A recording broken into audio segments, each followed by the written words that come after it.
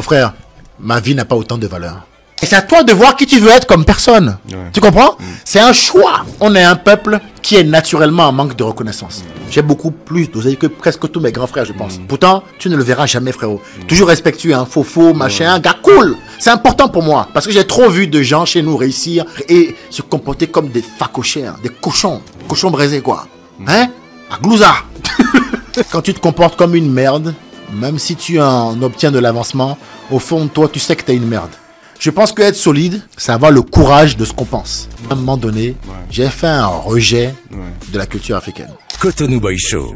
Ladies and gentlemen, Oyanam Benastinesta, mes amis m'appellent Daniel cause I sleep where the lions eat. Alors aujourd'hui, nous allons recevoir un grand monsieur. Il a fait rire et il fait rire toute la France, mais son rire et son histoire viennent de loin.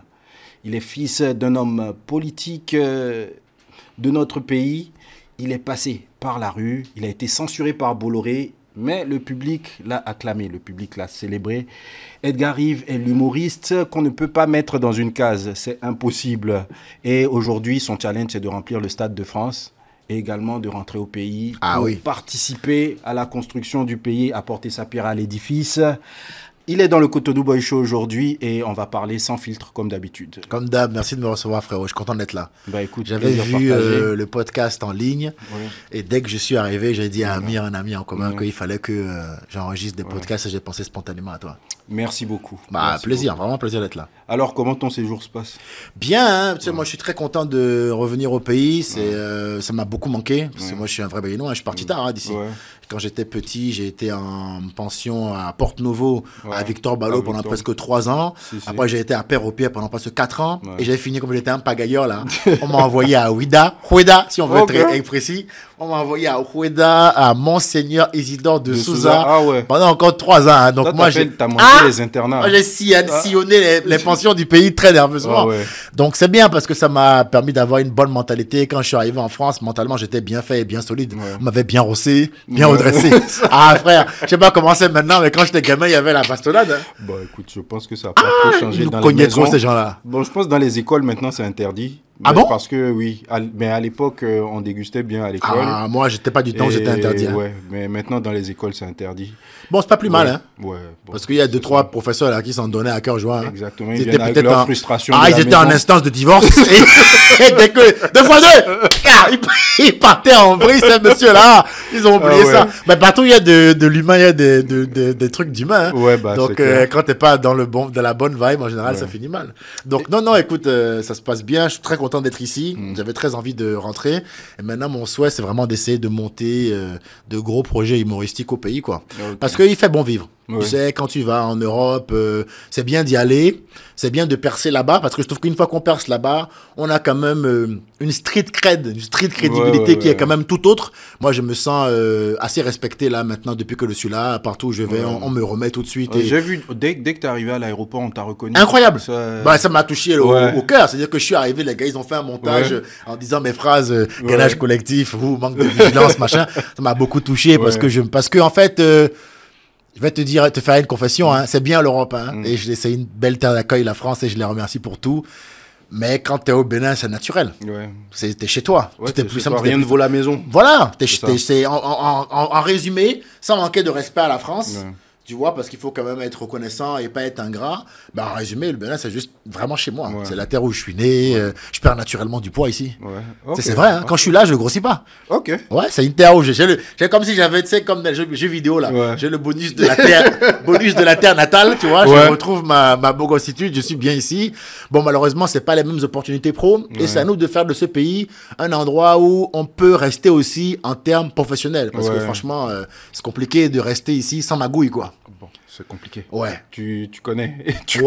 Et beaucoup d'anciens ont versé dans les magouilles parce que il faut essayer de se sortir. C'est la survie. Tu vois, et bon, après, j'ai l'impression que là, le président Talon a bien bossé. Je sais qu'il s'en va, donc je sais pas comment ça va se passer après son départ. Je sais pas si c'est un petit à lui qui va être là et poursuivre son œuvre. Mais j'espère qu'on va pas avoir un villageois qui va tout foutre en l'air, quoi. C'est ça, faut pas qu'on retourne en arrière. Parce que ça a bien, dommage. Ouais, ça a bien gâpé, hein. Ouais. Ça a bien gâpé. J'ai vu le Sofitel là, plein de trucs comme ça, stylé. Et je suis content. Je suis assez fier du pays, c'est bien. Ouais. Ben écoute, avant de rentrer dans le vif du sujet, je vais pas te poser des questions sur ton enfance, tout ça. Je vais te laisser te présenter. Pourquoi? Parce que tu as assez parlé de toi. Et je pense que ceux qui ne te connaissent pas, il suffit juste qu'ils tapent Edgar Yves sur YouTube pour prendre connaissance de qui tu es, vraiment. Mais toi, aujourd'hui, comment est-ce que tu te présentes? Je vais te laisser te présenter. Oh, ben moi, je suis humoriste, voilà, j'ai 38 ans. Je m'appelle Edgar Yves Monou Junior, fils d'Edgar Yves Monou. Et voilà, je suis stand-upper, j'ai 38 ans. Je fais plein de choses différentes, mais mon cœur de métier, c'est le stand-up, c'est de monter sur scène et de faire rire les gens, de faire des blagues. Après, bon, je me veux en tout cas intellectuel, je m'intéresse à beaucoup de choses. Je fais beaucoup de podcasts, il y a beaucoup d'interviews de moi qui sont diffusées. J'ai joué dans le dernier film de Jean-Pascal Zadi qui est sorti Les Données de la Terre, le Grand Déplacement, parce que c'est le titre récent, mais avant c'était ça, qui est sorti au cinéma. Bon, on se fait défoncer par la critique, mais en tout cas, j'ai vu ça. Ouais, on se fait vraiment chicoter proprement. Mais moi, je suis acteur. C'est moi qui ai écrit le film. On m'appelle, je viens, je joue. Et je trouve que être acteur dans un film comme ça qui sort au cinéma, qui se veut être un blockbuster, bon, c'est raté, hein, mais en tout cas, c'était ça l'intention. Bah, c'est déjà bien. C'est déjà un premier pied à l'étrier. Donc, je suis aussi acteur, scénariste. J'ai fait mon film là qu'on va tourner bientôt avec Pathé, que j'ai fini d'écrire, qui s'appelle Solide, qui raconte justement toute ma vie de façon humoristique, hein, une sorte de autobiographie drôle, quoi. C'est un peu ça. Donc voilà, c'est mon stand-up, mon boulot principal. Et puis après, je fais plein de trucs à côté, quoi. Ok, bah écoute, à travers toutes ces interviews, tous les podcasts que j'ai pu voir, tu rappelles souvent que tu as payé le prix pour être là où tu es aujourd'hui.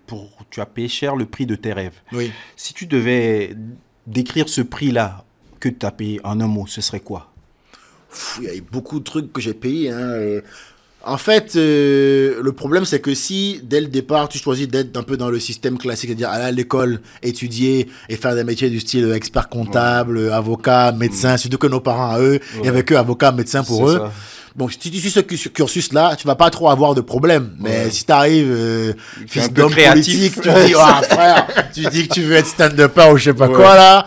Donc, en fait, je trouve que souvent, quand tu as des ambitions insolites, donc pas classiques, ça veut dire qu'ils sortent un peu du cadre prédéfini, souvent ta famille, c'est déjà les premiers à te décourager parce qu'en fait, ils sont pas méchants. Juste, ils veulent te protéger et ils te déconseillent donc d'innover un peu trop, et autrement dit, de prendre un peu trop de risques. Donc, moi, j'ai déjà eu ce premier problème-là. Ça veut dire affronter l'autorité parentale et me dresser contre mon père pour faire ce que je voulais faire dans la vie. C'était le premier problème. Puis après, une fois que tu y es, tu découvres qu'en fait, il n'y a pas que chez toi qu'on te dit ce que tu dois faire. Il y a aussi dehors. Il y a toujours un grand qui vient te dire, soit tu m'obéis, soit je te piétine. Et je trouve que affronter la peur, c'est un peu le challenge qui se présente à n'importe quel être humain qui veut entreprendre quelque chose. Il y a toujours quelqu'un qui viendra te dire non, qui te demandera de bien rester petit et de ne pas te développer. Donc en fait, braver l'autorité de qui que ce soit, c'est le challenge auquel tout le monde fait face, quoi. C'est-à-dire être soi, là, en général. Dans un monde où on te dit sans cesse ce que tu dois faire pour être considéré comme quelqu'un de bien, ça passe souvent par le fait de dire non à quelqu'un. Sauf que souvent, quand on dit non à quelqu'un, ça vient avec des conséquences. C'est la raison pour laquelle la plupart des gens restent dans le rang. Parce que j'ai pas envie d'avoir de problème. Donc, ok, je vais être médecin, ok, je vais être machin. Je pense que c'est Denzel Washington qui le dit. Il dit le cimetière est rempli d'ambitions inassouvies et de rêves non réalisés, quoi. Le cimetière est rempli de ça. Donc je pense que le challenge d'une vie, c'est d'être soi-même. Peu importe ce que tu veux faire d'ailleurs. Et ça, à quel moment tu as su que tu voulais être toi? Est-ce que depuis le début, tu le savais? Oh oui, tu sais, moi... D'abord, mon père m'avait appelé comme lui. Et je te rappelle que quand je suis né, quand j'étais jeune, mon père, c'était vraiment un homme politique assez imposant ici. Tout le monde le connaît, tout le monde sait ce que Edgar Yves Monou a fait ici au Bénin. Avocat de renom, ministre, voilà, bref. Voilà, il a fait beaucoup de choses. Donc moi, j'avais la pression du blast de mon père. Quand j'arrivais à l'école et qu'il y a un prof qui aimait pas la politique de mon père, j'ai passé une année de merde, mon frère. Et de manière générale, j'ai toujours trouvé l'éducation africaine ou le châtiment corporel est quand même chose assez commune. J'ai toujours trouvé l'éducation africaine assez stricte et très autoritaire. Il n'y a pas beaucoup de dialogue chez nous. C'est fait comme ça. On te le dit une fois. La deuxième fois, c'est souvent une gifle qui vient qui vient t'assaisonner parce que voilà. Donc j'ai toujours trouvé ça un peu dur. J'ai toujours trouvé que ça manquait de dialogue. J'ai toujours été frustré par le manque de dialogue de notre éducation. Le côté on te le dit une fois, deuxième fois on te claque. Bon, ben, j'ai pas eu le choix, donc j'ai fait comme tout le monde, j'ai fait avec, mais je l'ai toujours mal vécu. Je me suis dit, mais non, mais pourquoi je dois t'obéir? Donc c'est vrai que le principe d'obéir et de pas discuter, c'était un problème pour moi. Mais surtout parce qu'en fait, quand j'étais petit, dès mes 6 ans, mon père a divorcé de ma mère béninoise et il s'est marié avec une blanche rochelaise qui m'a élevé. Donc elle m'a appris à dire pourquoi. Ok. Tu comprends? Donc il a voulu que j'aie une éducation africaine alors qu'en fait on m'élevait comme un blanc. Ok. Donc tu voulais comprendre. Bah oui, j'ai dit, m'explique pas. Moi je considère que tu es une sorte de tyran. Tu vois, donc j'ai subi ça jusqu'à m'émanciper en fait. Le moment où j'ai dit non, mon père, c'est le moment où j'étais là, bah du coup maintenant tu m'expliques pas, mais je fais pas quoi. Et donc on enchaîne comme ça. Donc je pense que c'est un challenge que tout le monde a dans la vie, la quête de soi-même quoi. Et ça souvent, c'est souvent à un moment donné en opposition aux gens parce que les gens te disent toujours qui tu dois être. Donc être toi-même, ça passe par leur dire foutez-moi la paix, hein, en gros pour résumer. Et donc foutez-moi la paix là, peu de gens disent ça en vrai quand tu réfléchis. Hein. Il y a peu de gens qui disent ça. Vous avez été artiste au Bénin, je sais pas, j'imagine à quel point ça a dû être technique. Vraiment. Voilà, mais c'est sûr. C'est sûr. C'est ça. C'est la base. C'est la base. C'est ni médecin, ni avocat, ni comptable. Voilà. Donc on n'a pas dû vous encourager. Pas du tout. Peut-être même c'était pas le plan. Voilà. Même quand tu n'es pas programmé pour ça. Voilà. Tu vois, même quand vous avez commencé à faire vos clips, on a dû dire Genuto, ceci, cela. Exactement. Voilà, c'est parce que les gens ont une capacité à essayer de médire et de calmer ce qu'ils n'arrivent pas à comprendre et percevoir. L'humain a du mal avec ce qui est différent et ce qui lui échappe. Mais quand je regarde ton parcours, ce qui me fascine, c'est que tu as une telle défiance de toi-même. C'est-à-dire, tu peux avoir des opportunités, mais tu n'as pas peur de perdre ces opportunités-là. Ça a été le cas, la censure avec Bolloré. Tu savais que tu allais te faire censurer. Ah oui, mais là, ce que ça me demandait de ne pas être censuré, c'est d'être, selon mes termes à moi, une petite pute. Bah, attends, est-ce qu'on peut recontextualiser cette censure-là? Bien sûr. En fait, je suis à l'époque, je commence à être un stand-upper dont on parle dans les couloirs. Donc, on m'invite pour faire une émission qui s'appelle La Grosse Rigolade spéciale stand-up. La Grosse Rigolade, c'est une émission classique à l'époque de Hanouna sur C8, mais là, il en faisait une version spéciale stand-up. Donc, il invitait un peu les jeunes loups, les rookies du moment, dont je faisais partie. Et moi, il m'invite et je fais ce soir-là un sketch sur la corruption. Je parle de la France-Afrique. Je commence par mon père, que je tabasse proprement dans le premier round du sketch. Et en deuxième round du sketch, je parle de Vincent Bolloré, parce que qui parle de France-Afrique parle forcément de Vincent Bolloré. Si il est honnête dans l'analyse, bon, ben, c'est le leader sur le continent. Donc tu ne peux pas ne pas parler de lui.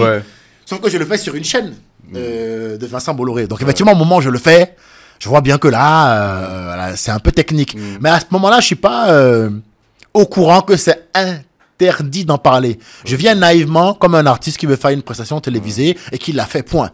Mais je vois bien que les gens courent, ils tentent de couper. Je vois que, mon frère, je sens que je crée une situation compliquée. Hein.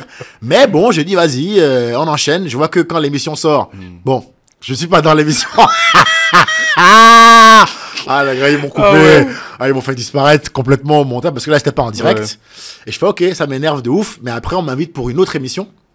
De Canal toujours, parce que c'est vite, c'est le groupe Canal. Ah, donc ils t'ont laissé passer là. Ils m'ont laissé passer là. On t'a enlevé. On m'a enlevé sans me. Voilà, on m'a enlevé en mode. Attention, toi. Mais on m'a enlevé. Mais moi, j'étais vénère d'avoir été enlevé. Et quelques temps plus tard, parce que c'était le confinement, on faisait plein d'émissions télé. Et donc, il y a une nouvelle émission télé sur Comédie Plus, une autre chaîne du groupe Canal, parce que C8, c'est Canal. Donc, Comédie Plus, c'est une autre chaîne du groupe. M'invite à un autre plateau d'humour qu'on appelle les étoiles de l'humour du Parisien. Et je sais que c'est encore un truc Canal. Bon, là, cette fois-ci, j'y vais de manière intentionnelle. C'est-à-dire, là, j'y vais pour faire mal et je refais le sketch bis repetita, parce que là, je le fais en direct. Donc, les gens là, c'était en direct. Donc là, je suis allé pour l'Afrique, vraiment pour tous les Angbetos, tous les tontons venu représenter. Ouais, je suis venu pour le 229.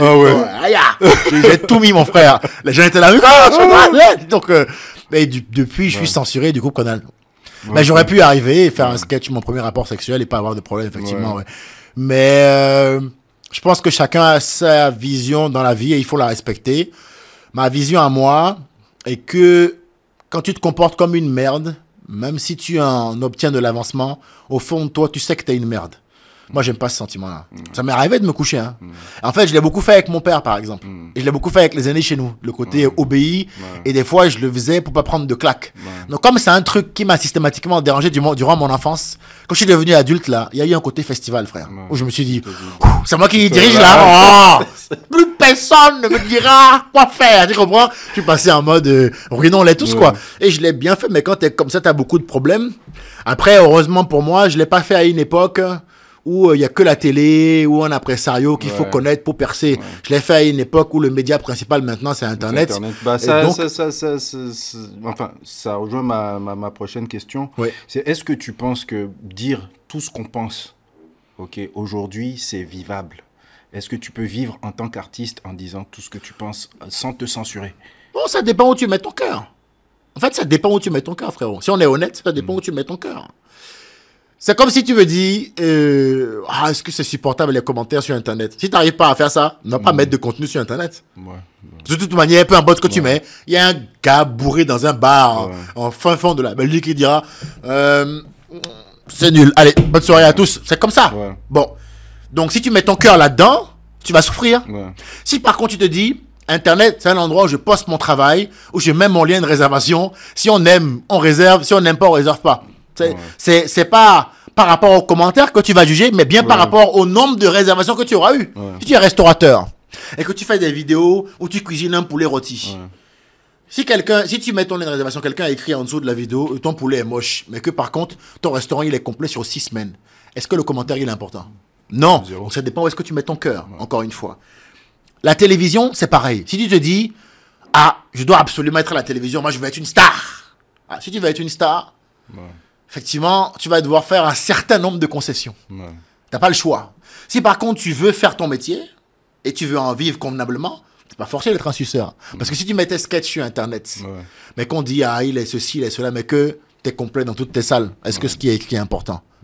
Si tu es complet, mais que tu n'es pas appelé dans la sélection des humoristes Canal+ 2028, est-ce que c'est important? Si tu mets ton cœur là-dedans, dans ce cas, c'est grave pour toi. Mais moi, mon boulot à moi, c'est humoriste, c'est pas star. Tu comprends? Ça, c'est être connu, c'est une des conséquences de mon boulot, mais c'est pas le but de mon boulot. Le but de mon boulot, c'est que tu rigoles et que tu sois bien distrait quand tu viens me voir. Ou bien, c'est pas être star. Donc, mon boulot à moi, c'est d'avoir une salle remplie, des lumières qui fonctionnent, un micro, et puis... Et donc, c'est là que je dis, dis donc, Michel, et après, je te mets bien. Tu comprends? Mon boulot est là. Il est évident que, ça c'est pour les médias, mais par ailleurs, il est évident que on est rentré maintenant dans un monde où tout le monde veut donner son avis sur tout et n'importe quoi. Où ceux qui ont une pensée un peu divergente rencontrent des problèmes. Mais à un moment donné, il faut avoir le courage de ses convictions. Je te donne un exemple tout simple. Là, maintenant, on est en plein Israël-Palestine, saison 84. Où on a vu que là, Israël est en train de garer une moto dans les fesses des Palestiniens et puis ils gazent. Ils gazent. Vous! C'est clair pour tout le monde. Toi, maintenant, tu appelles à la télé, on dit qu'est-ce que vous pensez d'Israël et Palestine? C'est clair ce qui se passe. Hein? Mais si tu dis que Israël abuse, c'est chaud. Bon. Et c'est à toi de voir qui tu veux être comme personne. Tu comprends? C'est un choix. C'est à toi de voir qui tu veux être. Et on arrive à un niveau dans le monde maintenant, on va fonctionner entre groupes. Ceux qui pensent qu'ils sont mi-humains, mi-chats, ils vont former une équipe. Non, attends, écoute, ils vont former une équipe. Tu comprends? Ceux qui veulent s'asseoir nus sur une pastèque face à la Mecque pour montrer qu'ils sont des gens libres, ils vont former une autre équipe. Ou bien. Et nous autres, sujet, verbe, complément, boulot, on se gère, on paye les impôts, on va former notre équipe. Parce que dans notre équipe à nous, il n'y a personne qui s'assoit nu sur une pastèque face à la Mecque. Tu comprends? Avec tout le respect qui est dû à ceux qui s'assoient nu sur une pastèque face à la Mecque. Tu comprends? On va créer des groupes. Nous, on vient d'une culture de gens fiers. Donc, il n'y a pas souvent des putes chez nous. Parce qu'on vient, je pense, historiquement, d'un peuple qui a été piétiné. C'est-à-dire que si l'histoire, c'est Game of Thrones, nous sommes les Stark, l'Afrique. L'Afrique, là, tout le monde nous a baisé. Hein. On nous a pris levrette, missionnaire, Amazon, dans tous les sens. Claque, cheveux, choc, on nous a choqué, on nous a tout fait. Non, il faut accepter. Ils ont salé le visage de nos ancêtres. Ils ont tout mis dans leur visage. Bon, peut-être que ça a fait de nous des garçons, des jeunes femmes. On n'aime pas trop qu'on nous marche dessus, quoi. On n'est pas, on est fiers. Ouais. Et on l'est de manière exagérée, hein. Ouais. Ça, c'est vrai, hein. Des fois, je dis, putain, les noirs, on force. On va trop loin. On veut trop, ouais. Hein. C'est-à-dire que chez nous, même le gardien du portail veut te montrer que sans lui, tu ne passes pas le portail. Ouais. Il va te faire le spectacle qu'il a te faire pour te montrer que lui, c'est le gardien. C'est ça. Je dis, je suis gardien, mais attention, je suis gardien, je suis formé à New York, alors que le gars n'a jamais quitté Cotonou, hein. Mais c'est ça, la fierté. C'est pour ça qu'il y a aussi beaucoup de gens qui font les farotages, là, en boîte, parce que on est un peuple qui est naturellement en manque de reconnaissance. Parce qu'on nous a piétinés en permanence. Donc ça fait de nous des gens qui ont naturellement besoin d'être reconnus. C'est naturel. Ouais. Et ça passe même par le nombre de bouteilles de champagne qu'ils font en boîte de nuit. Hein. Ouais. Mon frère, un homme à 45 ans, je te dis la vérité, hein, un homme à 45 ans, 40 ans qui va en boîte de nuit pour faire 22 bouteilles de champagne, excuse-moi, qu'est-ce qu'il cherche lui à prouver dans la vie? Il y a un problème. Il est équilibré, ce monsieur? Non, c'est faux! Ouais. C'est faux! Ça peut vous blesser n'importe comment, je m'en fous. Mon frère, un homme, tu es père de famille, toi, il te reste plus qu'à gérer ta famille, non? Tu laisses ta femme à la maison avec tes enfants et tu vas en boîte de nuit, 50 bouteilles. Jonathan, Jonathan! Hein? Tu es là, l'allélo, la musique, l'allélo! Qu'est-ce qu'il y a, mon frère? Gère ta famille, non? Ouais. Hein? Tu es là, tu vas... Je pense qu'on porte des complexes qui sont... Ils disent pas aller engrosser une jeune fille. Il dit, ah! Je suis enceinte. Oh, ça m'entend. Faut inventer, hein. Faut inventer, hein. Je dis à une famille. Ils se mettent dans des sauces inutiles. Mais c'est-à-dire que si on analyse qui nous sommes, si on accepte nos qualités et nos défauts, on pourra progresser.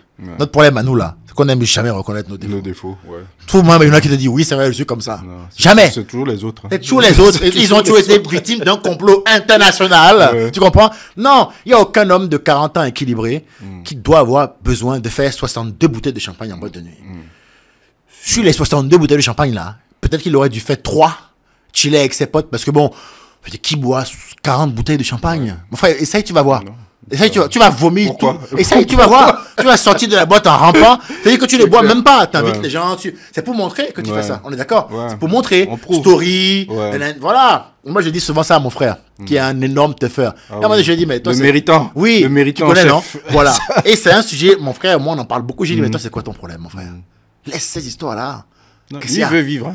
Oui, mais tu vois, mais je trouve que maintenant, il a canalisé un peu. Au début, comment il a commencé, là, je trouve que c'était en exagération. Ils allaient, ils faisaient 622 bouteilles. Il dit, mon frère, il n'y a pas besoin de faire ça. Hein? J'ai ta mif tranquillement, avance tranquillement, et fais tes projets. Quand tu vas en boîte, là, vas-y pour toi et bois pour toi. Frérot, moi, quand je suis en vacances, là, il n'y a pas de story des trucs, chose que je fais. Hein. Si je suis en vacances, tu verras une story peut-être de moi sur un bateau et tu verras, je vais te filmer le paysage pour que tu vois à quel point c'est le cadre est fou. Même je vais te filmer sans musique. Juste, t'entends le bruit de l'eau. Mon frère, c'est apaisant. Tu vois? Écoutez où je suis, comment le cadre est calme, paisible. Je vais pas aller te filmer ma suite avec piscine privée. Pourtant, je suis là-dedans. Mais je te le filme pas, ça. J'ai pas besoin de te le montrer. Parce que si je te le montre, ça veut dire que je vais prouver quelque chose. Donc, je me bats contre moi-même là-dessus, moi. Tu comprends? Je veux pas, de ce point de vue-là, être un Africain classique. Je vis heureux, caché. Il y a aucune story de ma copine sur Instagram. Ah ouais? Tu verras pas. Pourtant, elle est fraîche, elle est bien gaulée, frérot. Hein. Mais tu verras pas, moi, zoomer sur son cul. Alors, on n'a pas réussi. Et fait une champagne dessus. Jonathan, non, mon frère, il faut qu'on soit un peu plus humble là-dessus. En fait, on a un peuple. Et je te le dis, ça s'explique historiquement. On est historiquement, naturellement en manque de reconnaissance. C'est normal. Je pense que, sans même dire qu'on se le raconte, nos ancêtres ont été piétinés pendant des siècles. Donc, je pense que nous, on est nés avec une envie de reconnaissance. Hein. C'est mon avis. Non, ça s'explique. Hein. Ah oui! Ça se tient. Le Béninois, il veut toujours prouver, mon frère. Il veut prouver dans la bouteille de champagne, dans ceci, dans cela. Et il veut être reconnu à tout prix. C'est notre erreur, ça. Je pense qu'il faut être reconnu, mais il faut être reconnu pour un talent. Tu comprends? Pas parce qu'on est un grand buveur, grand ceci et grand cela. Et donc, pour te répondre, c'est une question de qui on veut être dans la vie. C'est à vous de choisir et à vous de voir. Mais je pense que la vie, elle est bien faite. Et quand tu es un tocard englobant beaucoup de choses. Hein. Ça veut dire un mec qui dit pas la vérité quand il faut le dire. Un mec à 50 ans qui va faire 82 bouteilles de champagne. T'es un tocard. En vrai, de vrai, si on est honnête, t'es un tocard. 52 ans. Non, bon. Qu'est-ce que tu fais là? C'est exagéré. T'as pas ta place là. T'es plus dans le game. Écoute, moi, je vais même plus en boîte de nuit. Ça m'emmerde. Ça m'emmerde. Les boîtes de nuit, ça m'emmerde. Je suis allé là une fois pour que mon frère me montre. On ne me verra plus jamais en boîte du séjour. Ah ouais. Ça m'emmerde. C'est nul. C'est chiant. Écoute, si on doit s'amuser, frérot, va que tu viennes me voir. Peut-être chez moi, le cuisinier a fait à manger. Par contre, attention, je chill. Donc, je vais louer une belle villa avec piscine. Donc, il n'y aura aucune story sur Internet. Tu vas venir découvrir qu'il y en a une. Mon cuisinier aura fait, et c'est bien d'avoir un cuisinier, mais tu ne sauras pas qu'il y a un cuisinier. Mon cuisinier aura fait à checker poisson à locaux. On va taper ça. Si tu bois, il y aura un bon petit digestif pour toi. On va peut-être fumer un cigare au bord de l'eau, discuter, échanger. Est-ce que ça, c'est pas ta construction par rapport à tout ce que tu as traversé? Parce que je pense que c'est une question de personnalité aussi. Est-ce que c'est pas comme ça que la vie t'a éduqué? C'est sûrement vrai. Mais je pense qu'aussi, à un moment donné, j'ai fait un rejet de la culture africaine. Et pas de la culture africaine en elle-même. De ces parties-là. De cette partie, Ces trucs de phare-auteur, de match. Écoute, je trouve ça nul à chier. Et je trouve que dans un continent où on a du retard sur tellement de domaines, on n'a pas besoin de phare-auteur. On a besoin d'artistes compétents, courageux, qui sont ambassadeurs pour leur pays à l'étranger. On a besoin de bons avocats, de bons hommes politiques. On n'a pas besoin du champion du monde du champagne en boîte de nuit. Ce n'est pas ce dont le Bénin, c'est ce dont le besoin le Bénin, mon frère. Le Bénin a besoin de ça. Non, soyons clairs. C'est accessoire. Bon, tu comprends? Et donc, je me dis, putain, tu vois? Et souvent, on a fait ce reproche-là à l'Afrique aussi, de dire que c'est aussi des frères qui vendent leurs propres frères. Je suis encore allé à Oueda, donc on appelle Ouida, mais c'est Oueda le vrai nom. Je suis encore allé à Oueda. Là, moi, quand je viens dans mon pays, c'est important. J'ai refait Ouida, je vais aller à Porte-Nouveau sur la rivière Noire, et Ganvier demain. J'étais à Ouida toute la journée, j'ai visité Ouida en mobilette. J'ai kiffé. Quelle Porsche? Laisse tes voitures là. J'ai dit, mais j'ai même écrit, les Porsche, c'est surfait. Frérot, je suis un artiste qui a percé à l'international, moi.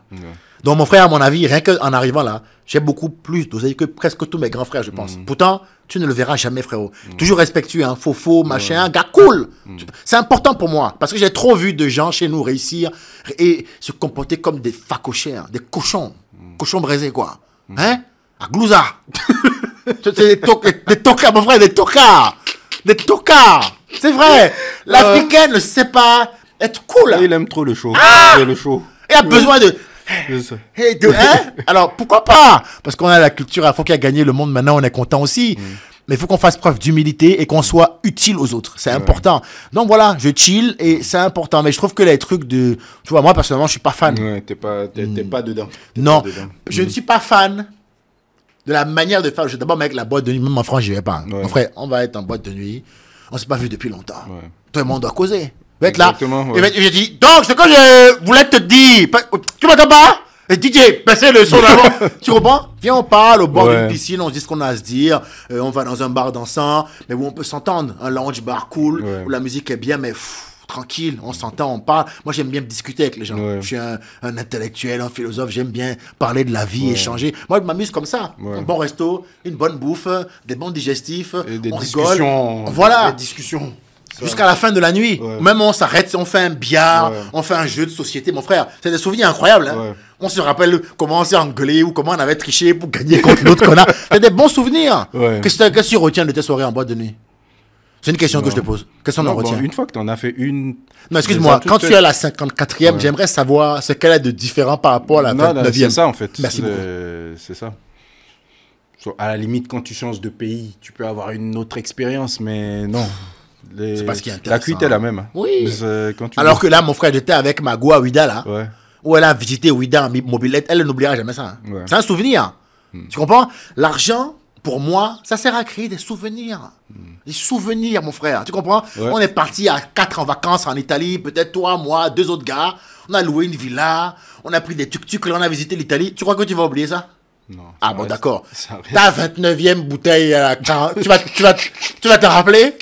Allez, foutez-moi le camp avec vos conneries là. Foutez-moi le camp. C'est pas possible, quoi. Écoute, un autre sujet. Oui. Je vois dans tes vidéos, tu fais beaucoup référence au stoïcisme. Tu balances beaucoup de phrases de stoïcisme. Quel est ton rapport à la spiritualité? Alors, si je suis croyant? Je sais pas. Je pense que tu dois avoir une forme de spiritualité d'une manière ou d'une autre. Oui. Bon, moi, évidemment, je suis croyant. Mais je vais te dire pourquoi est-ce que je me suis rapproché du stoïcisme. Je me suis rendu compte assez jeune. Et je pense qu'aujourd'hui, on en est dans une version totalement exacerbée. Mais je me suis rendu compte assez jeune que les gens avaient du mal à contrôler leurs émotions. Je me suis rendu compte que la plupart du temps, les gens, quand ils subissaient un truc là, soit ils n'arrivaient pas à le gérer avec de façon de la hauteur. avec de la hauteur, ils devaient toujours agir comme des jaloux, des connards ou des facochères. C'est toujours le côté méchant, mauvais. Et je me suis rendu compte que un humain qui domine pas ses émotions, finalement, et je l'ai beaucoup vu en France. En France, mec, en Europe, de manière générale, parce que là-dessus, on n'a pas ce problème-là en Afrique. En Europe, dans l'histoire de liberté, là, et de compréhension, là, ils ont érigé l'émotion au rang d'argument suprême. Ça veut dire que maintenant, c'est pas les faits qui comptent. C'est ce que l'autre a ressenti. Mais ça, on s'en fout, mon frère. C'est ça. On s'en fout, c'est les faits qui nous intéressent. Et donc, l'hystérie dans laquelle ils sont actuellement en Europe, là, les problèmes qu'ils ont à gérer, les histoires de l'autre, il m'a violé en Wi-Fi en 82, machin, on voit comment on met les gens maintenant down en essayant de niquer leur image. C'est l'expression totale maintenant de l'incapacité que les gens ils ont à gérer leurs émotions. Et donc, je me suis naturellement tourné vers le stoïcisme, où on enseigne justement à se canaliser et où tu apprends que ce qui différencie un enfant d'un adulte, c'est savoir gérer ses émotions. Donc, il y a des adultes de 55 ans maintenant. Il y a des adultes des enfants de 55 ans. De 55 ans C'est ça que je voulais dire, pardon. Des enfants de 55 ans. Tu dis, ah oui, d'accord, lui, il est vieux, mais il est complètement fou, complètement con. Apprendre à se gérer dans la vie, c'est une marque de sagesse, c'est un signe d'accomplissement dans la vie, que tu es quelqu'un. Donc moi, je bosse profondément là-dessus. J'ai toujours été un garçon émotif. Je suis forcément, en tant qu'artiste, un hypersensible parce que nous, on utilise nos émotions pour bosser. Que ce soit pour écrire un son, ou écrire un sketch, ou faire une chorégraphie, ou peindre une toile, on utilise notre cœur pour bosser. Mais sauf que le pendant naturel de ça est que si on ne se contrôle pas, on devient des gens très excessifs dans la vie. Tu comprends? Moi, j'utilise mes émotions dans mon boulot. En dehors de mes émotions, je me veux être un homme calme, peut-être plus tard, je l'espère, un bon père de famille et un homme sur qui on peut compter. Pas un homme qui pète un câble dès que quelque chose le touche. Je trouve que c'est un problème qui concerne 80% des gens maintenant. J'essaye de pas en être parce que mon but à moi, c'est d'être la meilleure version de moi-même. On me voit maintenant me battre pour mon poids, essayer de m'améliorer parce que je me laisse pas en paix. Je me laisse pas en paix. Quand je règle un problème, je veux en régler un autre. À l'époque où j'étais vraiment très très gros, c'était pas mon premier problème à régler. Mais maintenant que j'ai réglé des problèmes, je me dis, bon, maintenant on va essayer aussi de faire attention à la santé. Ça, quel a été le déclic? Une séance à l'hôpital. Séance à l'hôpital, j'étais gros, je picolais énormément. Et puis, les Yovo, là, ils m'ont eu dans le... Moi, quand je suis arrivé en France à 19 ans, je n'avais pas bu une goutte d'alcool, ni fumé une cigarette. Enfin, ils m'ont eu. Ils m'ont eu bio, quoi. Ils m'ont eu proprement. Mais oui, parce que, mon frère, personne ne fume une cigarette par plaisir. Tu la fumes pour t'intégrer, discuter avec Sophie en espérant pouvoir coucher avec cette dame vers 14h15, tu vois. Eh oui, donc tu es là. Eh oui, ben, bien sûr, j'en fumais, bien sûr. Non, c'est parce que je m'ai fumé depuis longtemps, mais et voilà comment tu commences à fumer. On ne prend jamais le premier verre de whisky, là, parce qu'on en a fondamentalement besoin. Non. Le premier verre de whisky, frérot, on le prend par conformisme pour s'intégrer ou se donner un style. Il n'y a aucun être humain qui a ressenti l'appel de l'alcool. Comme l'appel de Dieu, là. C'est faux, ça. C'est pas le même niveau que l'appel du Christ. L'alcool, là, c'est toi-même qui t'es levé proprement. Qui a l'eau, qui a dit, suze, sans glace. Personne t'a envoyé là-bas. C'est toi qui es allé comme un grand. Tu comprends? Et souvent, on le fait pour s'intégrer. Souvent, on fait ça. Moi, là-dessus, ils m'ont eu. Je me suis mis à picoler, machin et tout. Donc, moi, je suis allé loin dans ce domaine. Comme je suis. Toi, comme tu as aimé ça? Enfin, comme moi, je suis un lifer. Hein. Et moi, ce que j'aimais, moi, c'est pas le fait de faire 80 bouteilles de champagne. Moi, j'aimais être ivre. Tu vois, ivre. Et déconnecté, ça t'amusait. Hein? Tonton gênant. Tu vois, les vieux tontons gênants, là, c'était moi, ça. Alors... Ah, comment allez-vous, jeune fille? Tu vois, des gens enfermés, quoi. Tu vois, j'étais un gars enfermé. Un vieux tonton, Grimouton, qui fumait des joints. Alors, et qui, comme les Noirs perdus, s'inventait une vie. Moi, j'étais à New York. J'ai géré beaucoup de contrats. Bon, actuellement, la période est difficile, mais tu connais les vieux tontons, là, non? Hein? Qu'on écoute sur le bord de la route, qui disent que des conneries, là. J'étais comme ça. Et donc, ils m'ont eu. Je suis sur la fin de mes années picole, ils m'ont eu quelques mois dans la coke. J'ai pris un peu de trucs comme ça, là. Ou pareil, pour t'intégrer au début. Et puis tu finis par faire un séjour à l'hôpital le matin, on te fait comprendre que ça, là, tu vois. Et comme les Noirs, on a un bon instinct de survie. Frère, j'ai arrêté tout. Quand on m'a dit, j'ai dit, vous avez dit mourir? Ah non, non, non, non. Je suis prêt à m'amuser, mais pas à ce niveau-là. Hein. Dès que les blancs, ma blanc, vont se foutez-moi le camp. Maintenant, je fais de la corde à sauter. Je fais du footing et je fais des trucs bio, soja, lait d'avoine et en avant Guingamp. Voilà, mais heureusement pour moi, j'ai pris vite conscience parce que mon corps m'a envoyé des messages. Mais il y en a, ils prennent conscience quand ils ont le diabète, quand ils ont le cholestérol, quand ils ont un cancer du foie, quand ceci, quand cela. Tu vois, l'excès en toute chose est mauvais. Même quand tu bois, mon frère, même quand tu bois trop d'eau, tu meurs. Si tu bois 6 litres d'eau d'un coup, on t'envoie à l'hôpital, Nasty. Ah ouais? Bien sûr, hein? Ok. Essaye de boire 3 litres, tu vas comprendre. Non, mais même essaye de boire 2 litres d'affilée. tu vas te sentir déjà, bro, flocotant. Tu vas boire. Mais l'excès en toute chose n'est pas bon. Donc, il faut apprendre à se canaliser. Et moi, comme beaucoup de gens, c'est en subissant les conséquences que je me suis dit, bon, maintenant, on arrête. Et puis, surtout, il y a un moment donné, je suis arrivé à un moment donné de ma vie où, ça y est, j'avais percé. Voilà. Ça, bah, tu vas pas arriver à ce stade-là. Je vais pas gâcher tout. Voilà, c'est comme si tu t'es battu toute ta vie pour gagner le 100 mètres. Tu comprends? Et tu fais une crise cardiaque à la ligne d'arrivée. Mon frère, c'est quand même nul. Ah ouais. Voilà. Donc, je dis, là, je commence à remplir des grandes salles. Je commence à faire de la quicheta, à pouvoir payer des voyages à ma copine, machin. Je dis, ah, mon frère, il faut être en bonne forme. Pour vivre ça le plus longtemps possible. Exactement. C'est tout. C'est ça qui m'a motivé à me calmer un peu. Parce que j'ai été un peu excessif. Parce que tu sais, je pense que quand la vie est dure, quand tu es un peu dans ton hustle, quand tu es un peu en train de cravacher pour essayer d'arriver quelque part, souvent c'est dur. Et donc, en fin de journée, te mettre 4 whisky là et 2 hamburgers, c'est la récompense du jour. Ça t'apaise un peu, voilà, tu comprends ça, Sauf que le problème c'est que 4 whisky et 2 hamburgers tous les jours, ça mène directement au cimetière de Djeganaro. C'est là-bas que c'est là-bas. Essaye tous les jours de faire Rio Gras. Le corps a une mémoire. Essaye tous les jours Rio Gras. Après, tu vas à pâtisserie L'Écrin. Tu commandes un gâteau, 3 chocos. Hein? Ils sont bons, leurs gâteaux. Oui, et tu écris pour le plaisir. Parce que... Il te demande toujours quel titre écrit. Écris pour le plaisir. Hein? Pour Francis. Tu vois? Écris ça et tu verras où ça mène. Ça mène au cimetière de Djeganaro. Voilà. Ok. Ben, aujourd'hui, justement, c'est quoi ta vision de la vie? C'est quoi ta vision de la mort? Au stade où tu es. Moi, je considère que la vie est une aventure unique. Je suis quelqu'un d'assez spirituel qui s'intéresse beaucoup aux trucs métaphysiques, à tout ça, au visible, à l'invisible. Mais l'histoire de la réincarnation, là, ils m'ont pas eu avec ça. On n'a qu'à faire tout ce qu'on a à faire en même temps. Moi, je suis quelqu'un de quand même... Finalement, je suis quand même pragmatique. Non, c'est super, le paradis, tout ça. Hein. J'ai compris, tout ça. Mais... je pense que je vais faire ça maintenant, le truc. Je vais pas me dire, bon, là, j'ai pas réussi à être maigre, mais j'espère que dans ma prochaine vie, je vais vous faire de la salade. Non, non, je veux atteindre mon pinacle maintenant. Mon maximum maintenant.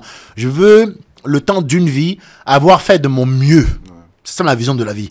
Je veux me dire, à la fin, là, franchement, c'est dommage, hein. C'est quand même dommage. Parce que vraiment, j'étais encore en plein kiff, même à 84. Donc, c'est dommage que la vie s'arrête. Mais putain, on les a bien niqués. Hein? Gasti, te dis, hey, tout s'arrête, mais oh là là. Ils nous ont senti passer. Bah oui, tout le monde sait qui je suis. Je vais montrer quand même du mon vivant. Tu comprends? Ça, c'est important. Bon, j'ai été élevé aussi par un père qui était un gars très ambitieux. Donc, il m'a appris, naturellement, que ce qui compte, c'est de laisser une trace. Ce qui compte, c'est pas de vivre, c'est comment est-ce qu'on a vécu. Tu sais, on dit, il y a un film que j'aime beaucoup, là, si vous connaissez pas, regardez, c'est Braveheart, Cœur brave, de Mel Gibson, où il incarne William Wallace, celui qui s'était battu pour l'indépendance de l'Écosse face à l'Angleterre qui dominait l'Écosse à l'époque. Où il dit, lui, dans le film, il dit une phrase que j'aime beaucoup, il dit, tous les hommes meurent un jour, mais peu parmi eux vivent vraiment. Tu comprends? Ce qui compte, c'est comment on a vécu, mon frère. Écoute, si tu finis à 85 ans, mais que toute ta vie, tu as été le secrétaire ou la secrétaire d'un patron qui t'a toujours emmerdé. Pour un boulot qui t'a jamais particulièrement éclaté.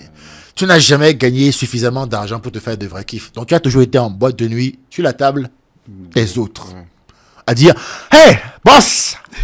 Hein, comme ils aiment faire au pays là. Boss! Président! Hein? Boss! Armand Gignac! Champagne! Hein? C'est quoi ça? C'est quoi cette vie de tocard, mon frère? Même la mort n'est pas belle. Écoute-moi bien, écoute-moi bien. Peu importe ton niveau financier dans la vie, tu peux vivre avec richesse. Tu captes ce que je suis en train de te dire? Ouais. Même quand tu es pauvre, tu peux vivre avec richesse, te créer des moments précieux. Dieu, il a fait le monde de telle sorte que, à la base, ce dont tu as besoin, bonne viande, un bon fruit. Oui, à la base, non mais on va être clair. À la base, Nasty, il te faut une bonne viande, bon poisson, bien cuit, petits fruits, mangue, ananas. Et là, c'est quand même à la portée de beaucoup de gens. Attention, hein. Des amis. Rigoler.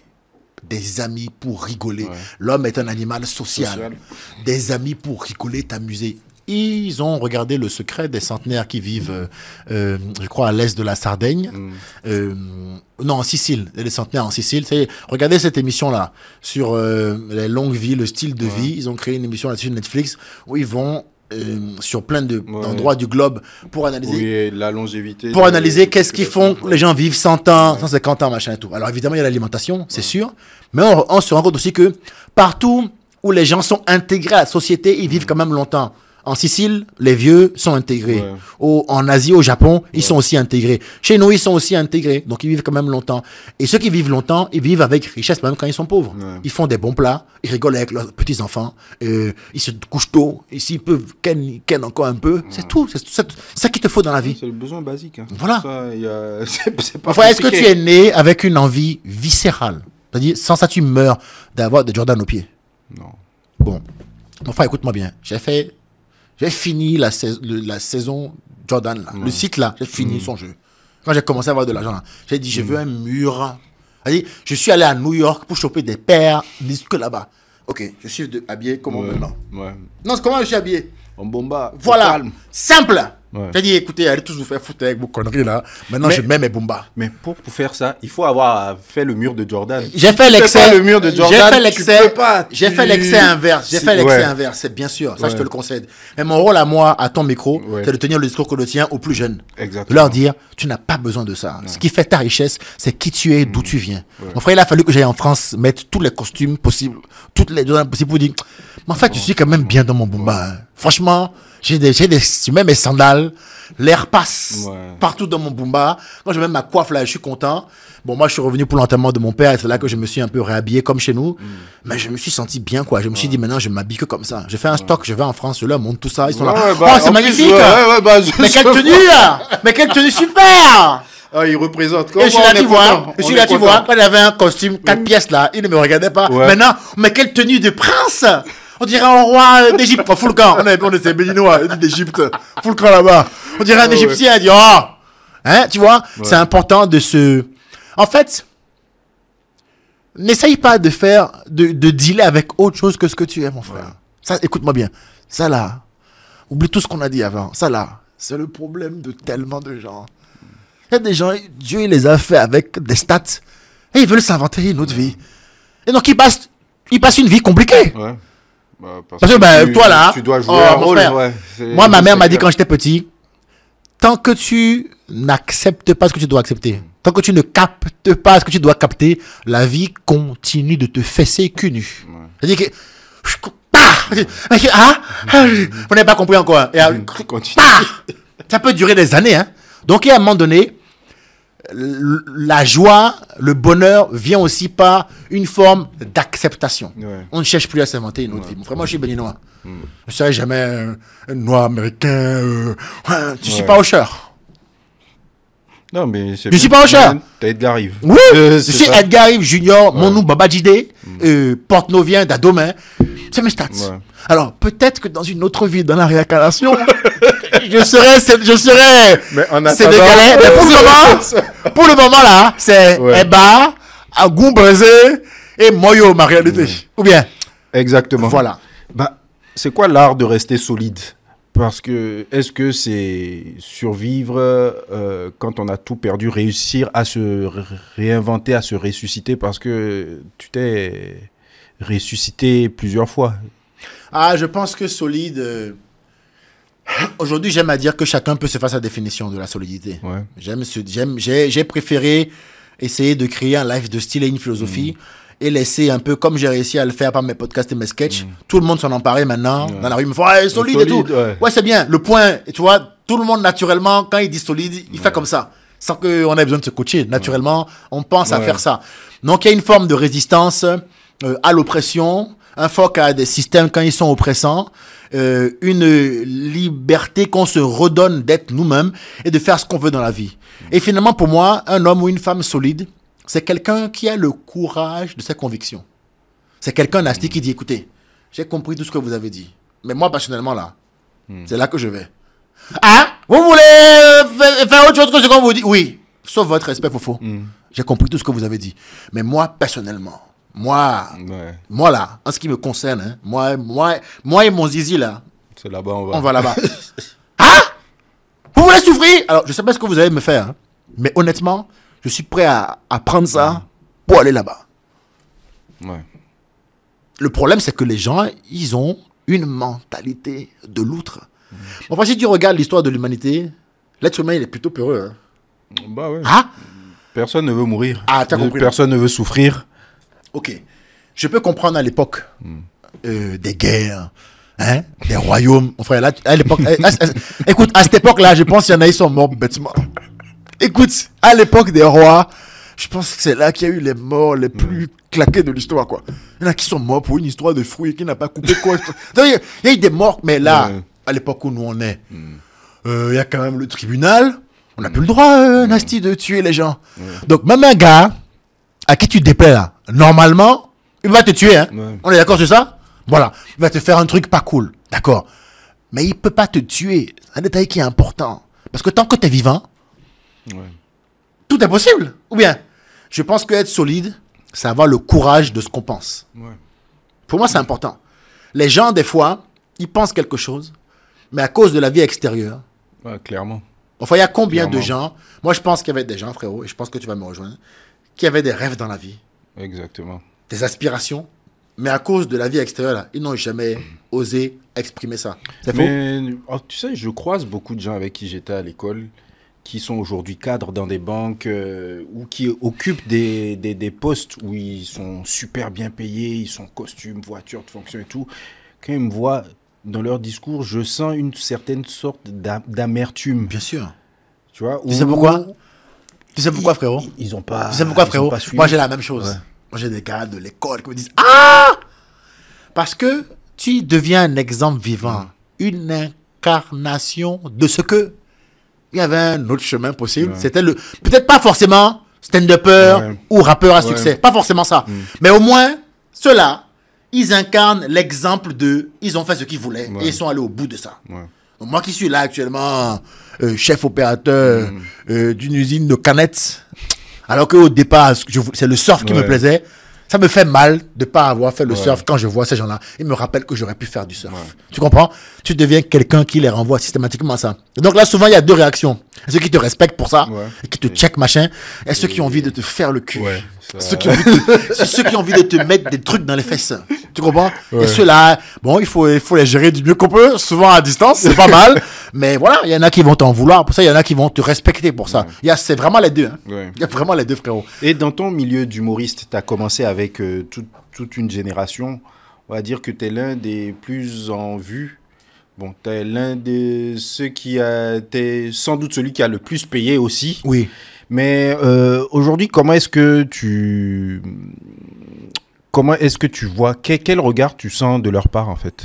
Ben en fait, ce qui est assez marrant, c'est que quand tu sors du troupeau, tu sais, il y a ce truc-là historique pour lequel je pense qu'il doit être gravé dans nos gènes, où l'être humain cherche naturellement à être en sécurité et donc à être validé par le groupe.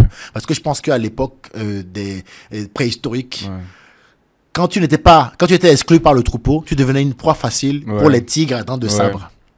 Donc je pense que c'est gravé dans nos gènes d'être en sécurité dans un groupe.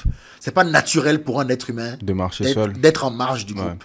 C'est très rare. Pourquoi on dit les lions marchent seuls et les moutons en troupeau? Tu vois ce que je veux dire? C'est très rare. Donc je pense que au départ, quand tu es divergent, à savoir quand tu oses te mettre en marge du groupe, les gens ils te prennent pour un fou. Ça passe par beaucoup de choses, calomnie, diffamation, médisance, colibet, de toutes sortes. Tu prends ça, tu avances quand même. Et moi, je suis arrivé à un moment de mon parcours où je vois que même ceux qui me détestent au milieu de leur haine là, ils ont du respectent. respect pour moi. Ouais. Ça, je me dis, c'est quand même pas mal. Ouais. Et ce que je trouve extraordinaire, c'est que ça te donne une liberté de ton qu'on retrouve pas chez les autres. Ah, Parce moi, j'ai que les accepté autres que je suis sont pas dans l'équipe. Moi, j'ai dans- accepté. dans des formats. Mon frère, un humoriste ou un artiste, prends n'importe quel artiste qui ne cherche plus à plaire aux gens. Oh, souvent, c'est qualitatif. Hein. Ouais. Ah, surtout en stand-up là. Mon frère, moi, je dis le truc qu'on devait pas dire. Ouais. Hein. Gros mot interdit, je dis pute. Ouais. Et ça passe. Il Mais a les dit gens, pute. ils aiment. Voilà. Mon frère, j'ai ouvert l'Adidas Arena. C'est une salle de 8000 places, mon frère. Je l'ai ouvert pour dans un an. J'ai déjà, allez où on parle, toi et moi, j'ai déjà vendu 3000 tickets. Ouais. Parce qu'il y a 3000 personnes, un an à l'avance, qui pensent que it's the place to be. Ouais. Parce qu'ils savent que tu vas arriver, je vais te dire toutes les dingueries. Ouais. Parce que moi, c'est fini. Je ne vise plus TF1, hein. Ouais. Je ne vise plus M6. T'as créé ton système, moi, en fait. je vise Ouais. le peuple. Ouais. Donc, moi, je viens, je tire sur tout. Je dis, ah, oh, moi, je viens dans un endroit de cérémonie Ouais. où il y a une nappe blanche, où les gens ils sont là, distingués, en costume. Moi, je viens et je chie au milieu de la table. Au calme. Ah, et ça, les gens, ils font. Non, j'aime bien. Non, je suis, en tout cas, personnellement, je suis prêt à mettre 20 €, moi, Ouais. pour aller voir ce monsieur dans cette salle-là, parce que je sens que il va se passer quelque chose. Moi, je suis en marge de ça. Ouais. Et je te dis, je me rends compte que maintenant, même mes adversaires, Ouais. ils me respectent. Parce que j'incarne un code moral que je n'ai jamais trahi, mon frère. Ouais. Ça veut dire que, quand je pense quelque chose, c'est pas parce que c'est chaud de le penser que je ne le pense plus. Hein. Mon frère, prenons un exemple tout con. C'est quoi ton avis sur Israël-Palestine? Tu peux me le donner là ou tu préfères ne pas te mouiller? Je respecterai. Bah, c'est sale. Bon, très bien. C'est sale A priori, qui se Israël passe, abuse. ouais. Ouais. D'accord. Est-ce que tu penses que ne pas le dire pour éviter les problèmes, est-ce que tu penses que c'est juste? Je demande ton avis d'être humain. Non. Tu penses que c'est juste? Non. Est-ce que chaque être humain devrait pas être libre de donner son avis sur quelque chose? Oui. Est-ce que si, parce que tu donnes ton avis là, on te punit, on te bloque, on te censure, est-ce que ça c'est un monde digne, ça? C'est un monde. Est-ce que c'est l'exemple de société où on veut vivre, ça? Non. Est-ce la vraie liberté, ça? C'est quelle liberté, ça? Ouais. Ouais, Non, c'est tu es libre, mais tant que tu dis ce que je veux, hein? Ouais. Sinon, c'est quelle liberté, ça? Non. Eh bien, moi, je revendique ma liberté, mon frère.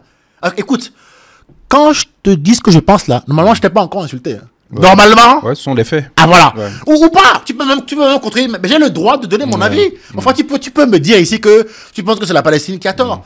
Mon frère, même si je pense que c'est faux ce que tu dis, Ouais. je vais quand même pas vouloir qu'on te tue pour ça. Ouais.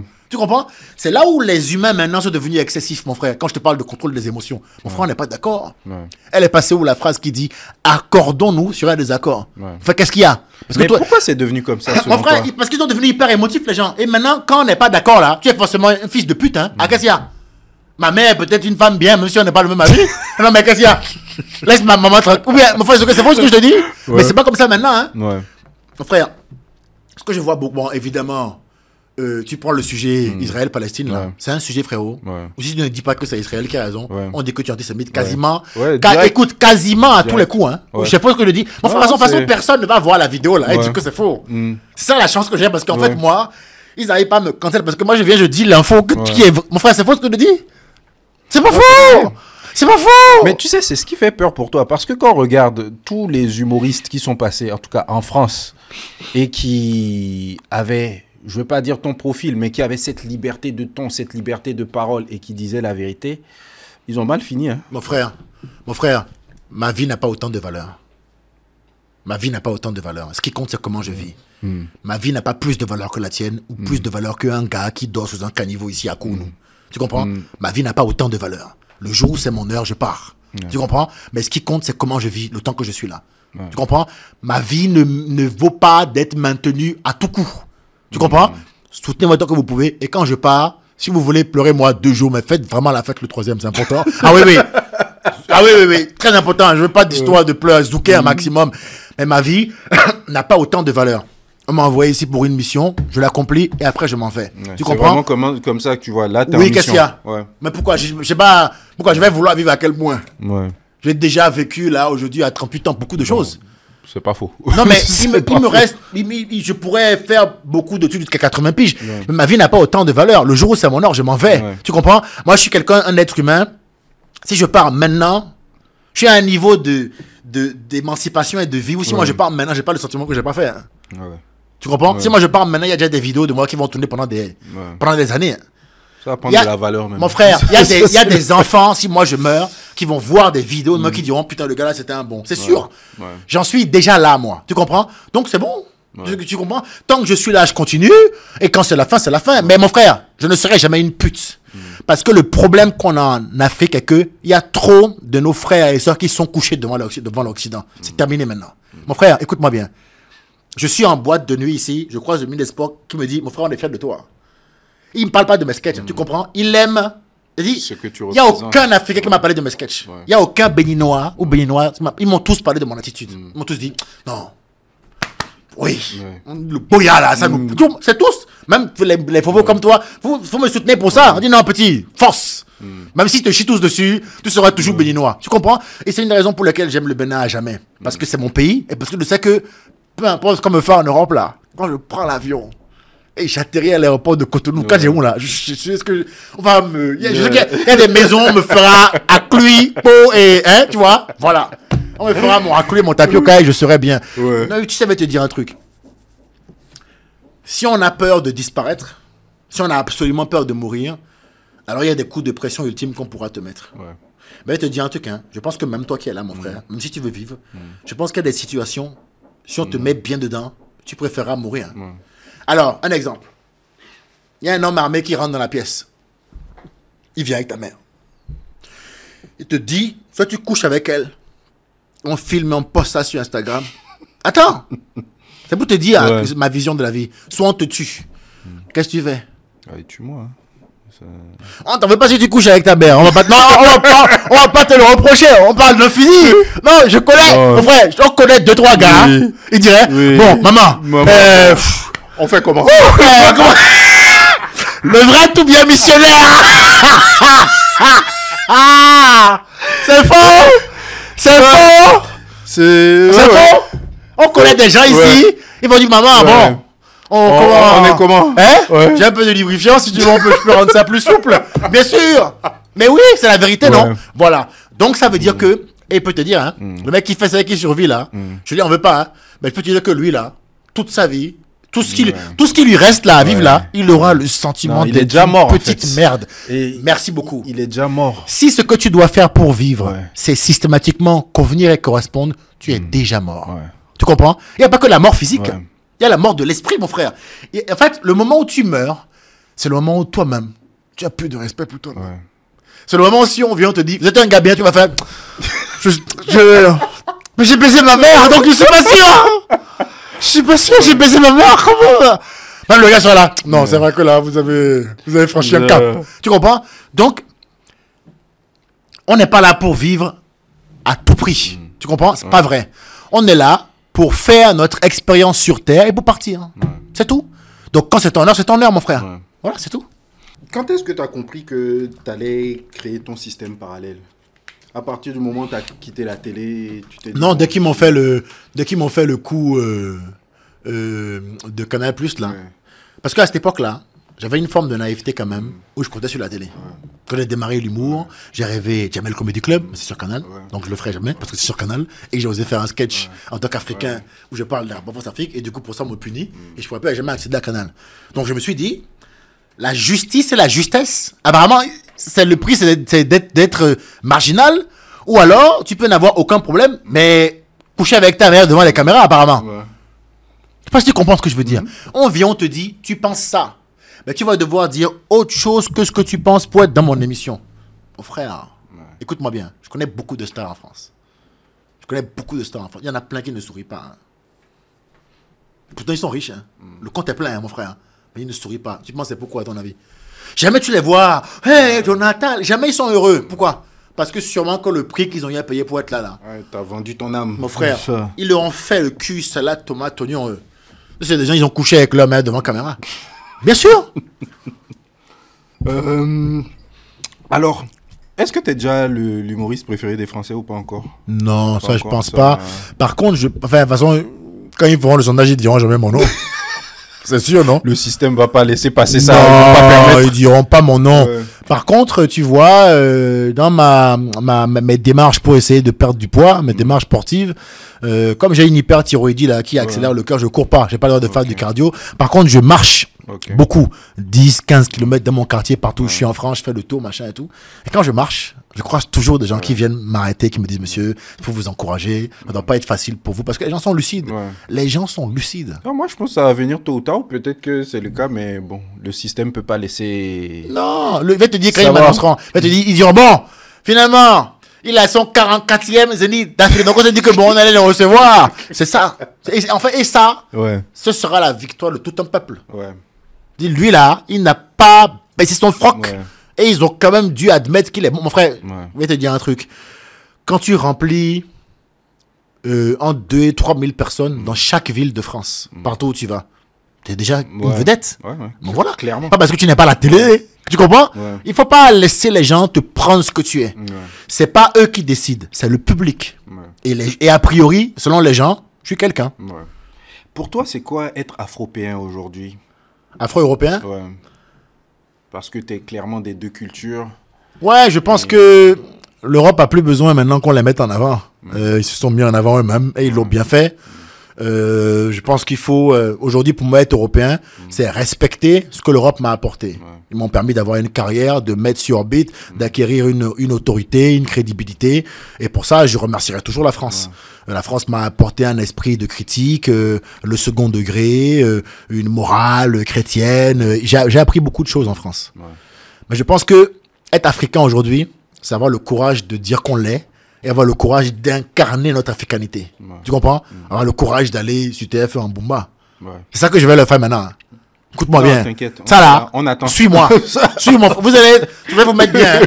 Je risque d'aller à Gbada quotidien. Hein. Ouais, ouais. À Gbada ouais. Gobi. Ouais, ouais, ouais. Sur la gauche pour dire que je suis Rogbonoutor. Je vais aller là-bas. Hein. Si ça pas fait, je vais demander en Catherine Gaglouza, bien braisé. Je vais les mettre. Non, être africain, c'est assumer. Ouais, ouais. Parce que je pense que, et je comprends, mais trop souvent pour s'intégrer, dans certains pays européens, on fait comme si on n'était pas noir. On s'assimile. Tu comprends? Ouais. Bon, il faut s'intégrer, certes, mais il faut dire aux gens, alors moi j'aime votre style. Par contre, chez moi, là, on mange à tassi. Ouais. Hein, c'est riz haricot, je vais vous inviter, vous allez goûter une fois. C'est important de mettre en avant notre culture. Je trouve qu'on ne le fait pas assez. Ouais. Et qu'est-ce que tu penses justement des jeunes Béninois ou des jeunes Africains qui veulent partir? Je les comprends. Ouais. Je les comprends. Je leur dirais quand même que je pense que ils n'ont pas de gros risques à développer ce qui se passe ici. C'est compliqué à dire de la part d'un mec qui est parti, mais on voit bien que je reviens, que je fais l'effort d'essayer de m'intégrer à la culture de mon pays de plus en plus et d'être un acteur. Même s'ils partent, il faut que ce soit une décision réfléchie et choisie. En revanche, ce que je leur demande de faire, et ce pourquoi je les supplie, c'est vraiment de rentrer chez eux. Ouais. À la fin, quand ils ont appris ce qu'ils ont à apprendre, fait ce qu'ils ont à faire comme argent, faut qu'ils rentrent chez eux pour faire que plus aucun Béninois n'ait besoin envie de de partir de chez lui pour être quelqu'un. Parce que le problème de l'Afrique, frérot, c'est la fuite des talents. Mon père me l'a souvent dit. C'est-à-dire qu'on va en Europe pour apprendre une compétence et après, notre pays natal n'en profite pas. Tu comprends? Moi, en tant qu'humoriste, ce que je peux amener, c'est augmenter le niveau de l'entertainment béninois. Je peux arriver, créer des émissions, créer des talk shows, aider à créer des podcasts, faire des interviews, participer aux podcasts des uns et des autres. Je peux donner mon énergie et ma force de vie pour essayer d'améliorer ce domaine-là. Mais il y a des médecins qui peuvent faire pareil. Il y a plein de gens dans d'autres domaines qui peuvent faire la même chose. Donc pour moi, je comprends qu'on ait envie de partir à un moment donné parce que c'est vrai que, je sais pas comment c'était d'être artiste, rappeur au Bénin. Bah écoute, on a eu de belles années, Oui. mais à un moment, on a été bloqué par un plafond de verre, en fait. Lequel? Ouais, c'est... Enfin, au Bénin, je pense qu'on avait fait le maximum de ce qu'on pouvait faire et il fallait passer à l'international. Et sur ça, je pense que on n'a pas réussi. Ça veut dire Nigeria, Ghana, les pays Non, voisins. même tous les pays francophones déjà, c'est-à-dire la Côte d'Ivoire, le Togo. Au Togo, ça va, on était bien, mais au-delà, ça demandait beaucoup d'énergie et des moyens. Je pense pas forcément financiers, mais je pense qu'on n'a pas su faire en fait parce que on n'était pas outillés pour. Est-ce que vous viviez de votre art ici? On a mis du temps, mais il a fallu 10 ans pour qu'on commence à vivre, à toucher de vrais cachets, à pouvoir se projeter. Combien? Donc, Combien à votre pic? Ah, C'est important que ouais, les ouais, gens ouais. comprennent. Combien à votre pic, ça veut dire au meilleur de votre carrière, Ouais. combien par mois tu gagnais? À ton Écoute, highest level. highest level, sachant que j'ai commencé à 15 000 francs. À mon pic, avec le gros deal qu'on avait eu avec Move, on était à 1 million par mois. Tu vois. Ouais. En France, Ouais. à mon pic, je suis à 30 000 euros par mois. Ouais. 30 000 euros par Pas mois, mal. c'est combien de millions de CFA? Attends, ça fait 20 millions. Ouais. Tu comprends? Ouais. Donc, je peux comprendre que si tu as le choix entre les deux, Bah, c'est clair. tu décides d'y aller. Mm. Pour autant, je pense qu'une fois que tu fais ces 20 millions-là, il faut rentrer au pays Ouais. et investir. C'est ce Ouais. que je suis en train de faire en ce moment. Ouais, bah justement, tu prépares ton Mon retour. Ouais, ton retour. Je ne finirai pas ma vie Ouais, en France. ouais. Sûr et certain. Je vais finir ma vie au Bénin, entre Cotonou, Ouidah, Porto Novo, mais revenir et mourir sur la terre de maintenant. C'est façon dans mon testament, si je meurs en Europe, On rapatrie. il faut m'enterrer ici. Hein. Ne m'enterrez pas dans les... Non, c'est sur Erde, là, dans la campagne. Non, enterrez-moi au bled. Ouais. Là, tu rêves d'organiser ton festival d'humour, un Ouais. festival d'humour au Bénin. Ouais, Ou j'aimerais en organiser un Afrique. festival d'humour au Bénin, en tout cas en Afrique de De l'Ouest, l'Ouest, mais qui prenait ouais. ses racines au Bénin. Ok. Je profite de la crédibilité, l'autorité que j'ai acquise en Europe pour essayer maintenant de faire les choses chez moi. Parce qu'en fait, Ouais. tous les pays d'Afrique francophone me connaissent. Ouais. Il y a mon sketch sur la corruption qui Ouais, avait ça- tout zigouillé à l'époque. Je te dis, ma mère m'a envoyé ça. Elle me dit, attends, c'est le petit Monou. Oui, T'as oui, vu là, Et tout tout. le monde s'est dit, il est fou ce gamin. Il y a ce sketch-là, allez le voir. Garive, la corruption, il est sur YouTube, sur tous les réseaux. Et il y a ce sketch-là qui avait percé, Ouais. je pense, qui a marché en toute l'Afrique de Ouais. l'Ouest, toute la vie francophone. Ouais. Plus maintenant mes podcasts qui sont Ouais. partagés partout en Afrique. Ouais. Maintenant, j'ai vu qu'ils mettent des sous-titres anglais, Ouais. du violon. Vraiment, je suis devenu le gars TikTok là, où les gars font des montages, ils se font de l'oseille sur mon dos, laisse tomber. Tranquille. Mais je les laisse faire. Parce que je pourrais me dire, je dénonce ça à TikTok et on les ferme. Ouais. Mais en fait, je me suis dit à un moment donné, là encore une fois, on m'avait dit, ils prennent de l'argent sur toi. J'ai dit, oui, mais c'est ma tête qui sont en train de diffuser. Ouais. Donc, il y a un moment donné, on va arriver à un moment donné de l'histoire où tout le monde me connaîtra Ouais. parce que tout le monde m'aura diffusé. Ouais. Donc, je sais qu'on aime aussi mon mindset, comment je suis et tout. Donc, je me sers de ça pour essayer de développer plein de projets dans l'Afrique francophone parce qu'on en a besoin et encore une fois, notre génération à nous doit se battre pour que plus aucun de nos petits frères et petites sœurs ne ressente le besoin pour leur survie de quitter notre territoire.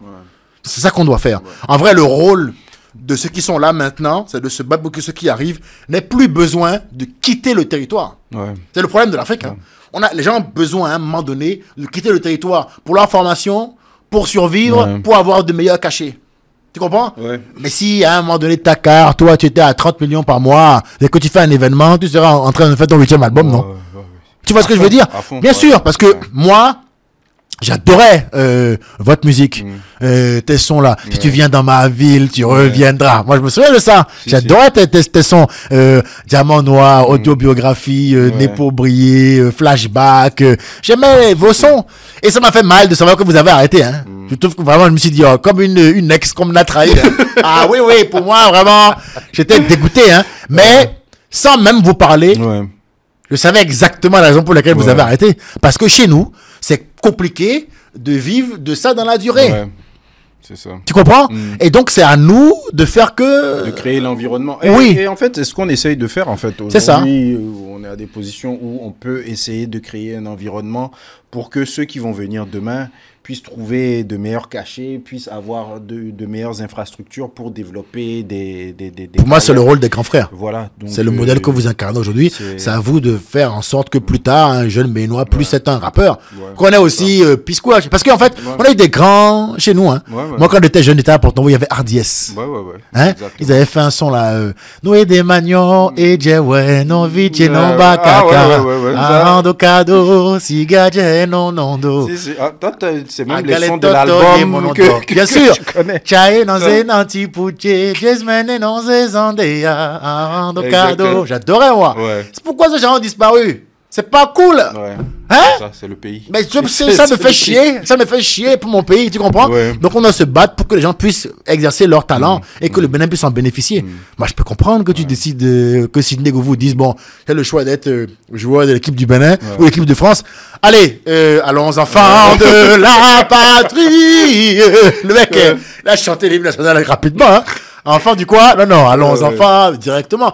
Je le comprends. C'est pas l'idéal pour le Bénin, Ouais. mais je le comprends. C'est Seigneur, faut le respecter. Hein.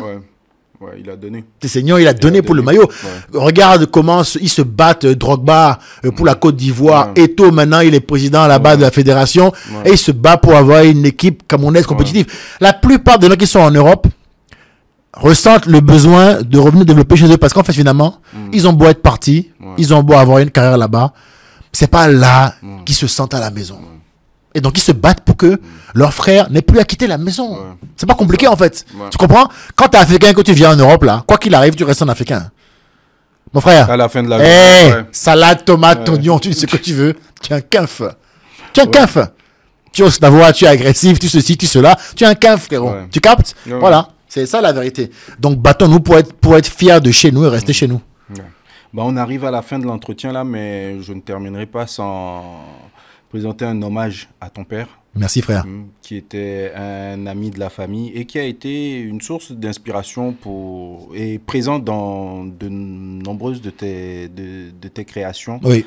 Et quand tu écrivais sur lui, on sait que vous aviez des rapports conflictuels, compliqués. Tu étais dans quel état d'esprit quand tu écrivais sur lui généralement? Bon, j'étais plutôt en colère, mais comme je t'ai dit, pour moi, un bon artiste, c'est quelqu'un qui est sincère et authentique. Et donc, en fait, moi, quand je crée, je ne m'invente pas une autre énergie que le moment où je suis en train de créer, ce que je ressens au moment où je suis en train de créer. Donc, si je suis en colère, je me sers de ça. Tu comprends? Donc, au bout d'un moment, c'est vrai que mon père, je l'ai mis un peu plein la gueule. J'en ai beaucoup parlé. En podcast, j'ai beaucoup parlé de mon père, des leçons qu'il m'a donné un bon père africain. Il y a la leçon de faire un pas en avant, là, qui a fait des millions de vues. Tout le monde en a. Mais c'est vrai, cette histoire-là, où je suis en galère, en peine de cœur. Où je lui dis, mais comment j'avance? Il me dit, bon, tu es où là? Je suis dans le canal. Il me dit, bon, lève-toi. Tu es debout? J'ai dit, oui. Il me dit, bon, fais un pas en avant pour voir. Ça a marché? Je dis, oui, bon, fais encore un deuxième pouvoir. Ça a encore marché? Bon, alors tu enchaînes comme ça jusqu'à ce que moi s'en suive. J'ai toujours parlé de mon père parce que ça a été une inspiration. Il n'a pas tout fait bien. Mais c'était mon père.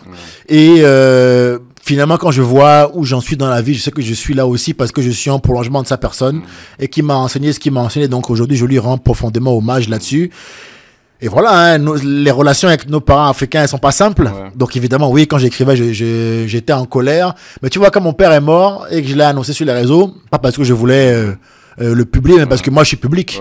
Donc les gens doivent savoir pourquoi est-ce que moi, je vais pas faire la date que je devais faire au Maroc, parce que mon père est mort. Donc je dois le dire sur les réseaux pour que mon public soit au courant de l'état psychologique dans lequel je suis. Parce que si ça se trouve, je vais chialer à un moment donné sur scène. Donc tout le monde doit être au courant. J'ai tenu grâce aux gens.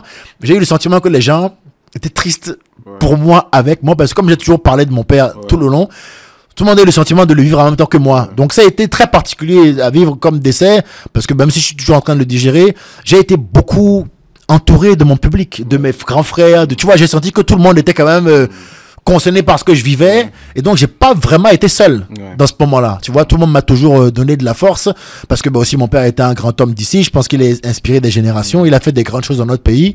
Ouais, moi je suis fier d'être son fils, et je m'appelle Edgar Yves Junior.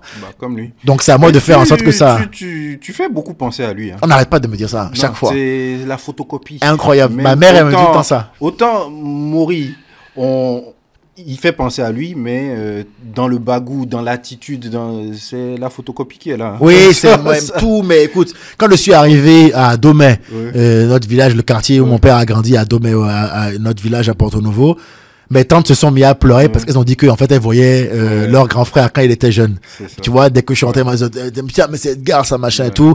Quand je parle, j'ai la même gestuelle que mon père, j'ai les mêmes intonations, les mêmes poses quand je réfléchis. Bon, il paraît qu'un enfant porte son prénom. Donc peut-être que c'est ça, peut-être que c'est la vérité aussi. J'ai demandé aussi, mes oncles m'ont dit pourquoi est-ce que mon père m'avait appelé Edgar Yves Junior. Mon père, comme beaucoup de nos darons, était un gars qui était chaud dans l'invisible. Et donc quand un enfant naissait, il consultait le phare et on lui a dit que j'étais un enfant qui ferait plus que lui. Et donc c'est là qu'il m'a appelé Edgar Yves Junior. Donc bon, à moi de faire le boulot, à moi de faire en sorte qu'ils soient fiers de moi là-haut, que les Béninois soient fiers de moi. Pour moi, c'est important que les Béninois et Béninois soient fiers de moi, de ce que j'incarne, parce que être Béninois, c'est aussi une attitude. Tu comprends? Voilà, on n'est pas des putes et on fait de notre mieux pour avancer dignement. Et le jour de son enterrement, tu as réussi à faire rire tout le monde. C'est un moment lourd, ça, j'ai trouvé ça exceptionnel. Qu'est-ce que ça dit de toi? Que tu es solide ou que tu arrives à marcher avec la douleur? Ou que derrière chaque douleur, tu arrives à quand même trouver... En fait, rire, c'est un bon moyen de cacher la tristesse. Parce que pendant la cérémonie de mon père, je sais pas si tu as vu, mais il y a des moments où je me suis levé pour aller seul. C'était pour aller pleurer. J'avais pas le droit de pleurer devant tout le monde. Nos oncles nous l'ont interdit. Des fois, c'était trop dur. Donc, je me levais, je me disais, putain, je vais plus le voir, lui. Tu vois? Parce qu'en fait, même si je parlais pas à mon père, tant qu'il était là, sur la planète, je t'ai rassuré, quoi. Ouais. Tu sais, quand ton père est plus là, c'est comme si on te coupait d'un background, là, d'un backup, là, important. Ouais. Tu comprends? Quand ton père est là, il y a toujours un gars vers qui tu peux te retrouver dans ce monde. Tu comprends? Quand ton père n'est plus là, il peut y avoir d'autres gars. Mais le seul gars avec qui tu peux vraiment te tourner tout le temps, finalement, c'est ton papa. Hein. Ouais. Quand tu réfléchis bien, que tu peux dire, bon, là, j'ai un bisbille, là, comment dire, c'est lui. Et c'est vrai que je pense que je suis un artiste dans l'âme, mais je pense que ça s'est vu ce jour-là, parce que c'est vrai que tout le monde, ça a marqué tout le monde. Avant que je passe pour faire mon discours d'hommage à mon père, il y a un prêtre là. Hein? Il y a un prêtre là, vraiment. Lui, tu vas pas louper. Qu'est-ce qu'il y a? Non, écoute, ça. il a voulu faire le gars. Il s'est dit, en fait, je pense que comme il y avait 1200 personnes, il s'est dit, c'est le moment de faire ma promotion en tant que prêtre. Tu comprends? Donc il a voulu faire le bilingue et parler anglais. Sauf que lui, l'anglais ne l'aime pas du tout. Hein? Il a commencé à faire for us, Colin, please, brother. Je dis, ah, c'est quoi cette histoire-là? Donc je suis arrivé, j'ai dit, ok, lui là, je lui ai dit, je suis un artiste, je dis, lui, c'est bon, je le retiens. Et donc je suis arrivé, et j'ai dit comment on appelle ça déjà? Voilà, j'ai dit le panégyrique familial, et j'ai dit aux gens d'excuser mon manque de maîtrise de notre langue en disant que mon fond et mon goût sont à peu près au même niveau que le gars qui a essayé de parler anglais tout à l'heure. Et ça a flingué complètement la salle. En humour, on appelle ça une blague de contexte. C'est une blague, c'est une blague que tu fais en tenant compte de ce qui vient de se passer et qui, en général, quand elle est bien faite, parce que c'est imparable. C'est imparable. On a le meilleur type de blague possible en humour, peu importe ton niveau, ça reste toujours la blague de contexte. Si tu vas dans une ville et que tu fais une blague par rapport à ce que le maire de la ville a fait là, ça là, les gens vont te... C'est-à-dire, il faut toujours, tu vas à New York, tu fais une blague par rapport à Trump, l'actualité, ou ce qui se passe à New York, pam! Donc là, j'ai fait, par réflexe professionnel, j'ai fait une blague de contexte. Et ça, on a vu, ça cartonne. Et derrière, après, j'avais plus qu'à surfer sur la vague de rire pour en faire tomber 3-4. J'ai toujours été comme ça. Mon père m'a toujours connu comme ça. J'avais écrit un discours qui était assez lourd, finalement, assez triste, machin et tout. Et en fait, je te dis, j'ai même pas lu un mot de ce qu'il y avait écrit sur ma fiche. Parce que je me suis dit, oh, écoute, j'ai jamais été un gars comme ça. Laisse Maury faire ça. J'ai dit, laisse Maury faire le truc d'avocat là. Hein, il a fait un discours bien préparé. Moi, c'est pas mon registre. Donc, moi, je dois être moi. Encore une fois, je dis l'ex que je suis. Et je pense que les gens ça a marqué tout le monde. Rumbedji est venu me voir à la fin. Il m'a dit, quand même, vous là, vous êtes un cas parce que arriver à nous faire rire dans cette séquence-là, bravo. Plein de gens me l'ont dit. Ils m'ont dit, c'est quand même naturel chez lui le rire. Parce que même là, il te fait marrer. C'était le meilleur hommage que je pouvais rendre à mon père. Moi, mon père, c'était un gars hyper éloquent, qui s'exprimait hyper bien, qui faisait rire plein de gens. Je pense que c'était le meilleur moyen de lui rendre hommage, c'est de faire rire aussi un peu les gens. On n'était pas là que pour pleurer. Et puis, de toute façon, j'avais assez pleuré, j'avais besoin d'évacuer, j'ai fait des blagues. Ok. Et maintenant, on arrive à la fin de l'entretien. Le Stade de France, qu'est-ce qu'on te souhaite? Souhaitez, moi, de faire le Stade de Kounou, non? De faire Rotok, c'est Rotok Kounou chez nous, non? C'est plus, Si. J'aimerais arriver au plus haut niveau possible. Je me suis mis comme objectif le Stade de France. Évidemment, c'est un truc qui fait peur parce qu'on se dit putain, c'est... T'as peur quand tu le dis? Non, bon, c'est bien. T'as besoin de te faire peur? Oui. Tu sais, moi, sinon, je suis un flemmard dans l'âme. Si je me fais un truc que je peux atteindre facilement, je me donne pas à fond. Quand je me fais un truc censé être inatteignable, qui fait que tout le monde dit il est malade, machin et tout, vraiment ça me chauffe. J'ai dit ok, lui là, je veux qu'il revienne me dire j'adore ça. Lasti, j'adore ça. Je suis respectueux, mais je suis un compétiteur viscéral et acharné. J'aime bien. Et souvent j'y arrive. C'est-à-dire que on m'a promis la mort plein de fois. Quand mon père m'a dit je te fous dehors si tu veux faire de l'humour, je lui ai fermé sa bouche. Propre, c'est pas ce qu'on dit. Il a dit qu'il était dans son bureau. Quand on lui a dit, je pense que vous devriez mettre YouTube, parce qu'il y a un sketch actuellement. Mais il y a quel sketch? Excellence, je pense que vous devriez regarder. Et il m'avait dit, donc mon père était un voleur. Ah, chérie, fais les bagages, l'enfant là, il va nous mettre dans les problèmes. Donc, c'est ma manière de faire. Je serai comme ça jusqu'à la fin. J'ai mis le Stade de France pour y aller. Je sais que je le ferai, j'ai pas de doute sur ça. Mais évidemment, ça fait peur. Ça me donne envie de me donner à fond. Et je veux aussi arriver au Bénin et faire des grandes salles chez nous. Je pense que si je faisais un spectacle maintenant, je pourrais remplir des jauges correctes chez nous. Mais je veux aller au bout aussi et être un artiste qui marque les deux pays et dont on se rappelle. C'est mon but. Donc, souhaitez-moi, tu sais, au-delà des salles, souhaitez-moi juste de garder la même ligne de conduite. Parce que ça demande en général un haut niveau d'encaissement, de capacité d'encaissement. Et donc, tu sais, moi, maintenant, ce qui m'apaise, c'est le moment où je marche dans la rue, où j'arrive à l'aéroport au Bénin, où on me fait des surprises, où on me dit, on est fier de toi.